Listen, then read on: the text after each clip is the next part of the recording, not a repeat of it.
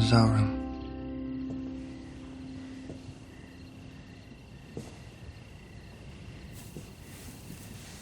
Vampires don't sleep. It's not intended for sleep. The one thing I really was surprised by in the film is how tender their lovemaking was. Is it creepy I just said lovemaking? No. Okay, good. Yeah, of course it's tender, yeah. But it's kind of No bed's broken. No bed's broken, no. He had a great idea for how to start it, which is that what would be the most erogenous zone on her body? Can you imagine what it is? Her neck. Her neck, right? It's the one place he's never been able to kiss because it'd be too hard to resist, So the minute she's a vampire, that's what he wants to go after, and that's how he started, yeah. I like that. Well, and he's a classy guy, too. He starts with the neck. Exactly, right. The Cullens.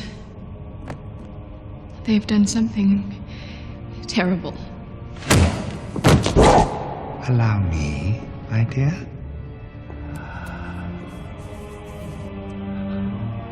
The madness of Arrow finally comes out, I think, in this movie. Exactly. Woo! That laugh. All that crazy that he's been keeping underneath.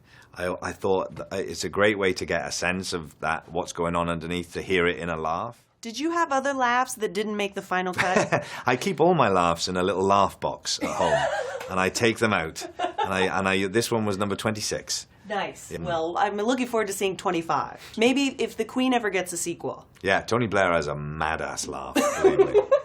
I see Arrow as kind of the worst boss ever. He's a lovely boss. What are you talking about? I don't know, man. Great benefits. Pension is fantastic. Arrow's not modelled on bosses. Arrow is modelled, if anything, on characters that scared the bajinkies out of me when I was growing up. So, like the child catcher from Chitty Chitty Bang Bang. Do you remember him? Oh, my God. Lollipops. That's about as scary as it gets. And the Blue Meanie from Yellow Submarine. Who has a voice very like this and then goes crazy. So that's very Arrow. Oh, my. Is it true that your father was a detective? Yes, yeah.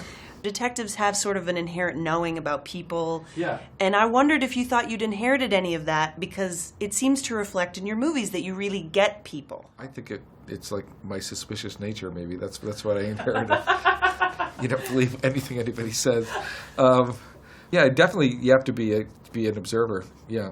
And curious as well. Absolutely, yes. In getting to know Bella and Edward, as it was written in the script, what surprised you the most that you discovered? Edward was I would think the bigger revelation. As I really got to work with Rob, and then just to understand that so much of what informed the way Rob was playing it was this guilt over this period in his life where he had killed humans and all that. And that's what I think is so remarkable about Rob in this movie, is that the weight's finally lifted. Right. He's happy with Bella, and he has a family, and there's a lightness to him that I think is really kind of going to surprise people.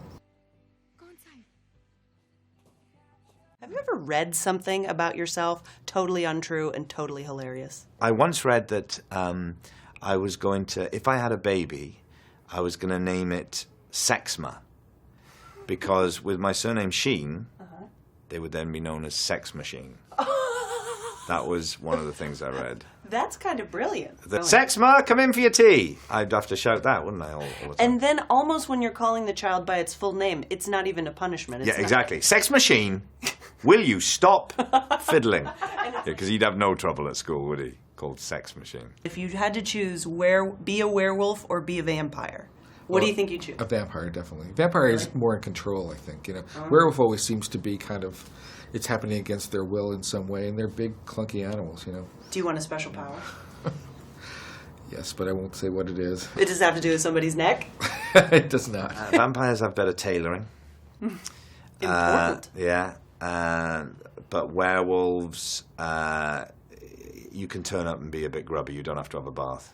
Oh, okay. So, you can skip the shower of a morning. I don't like shaving, so being a vampire shaving every day, a bit of a nightmare. It works for you, though, the scruff, so I say that you should stick with werewolf. Okay. Especially because I think werewolves have great jackets. Well, maybe I could be like a werewolf in my body and face, but clothes-wise, I could be a vampire. And this is, I think, what Twilight Breaking Dawn Part 3 should be. Part 3, yes. Part 3. The Revenge of the Werepire.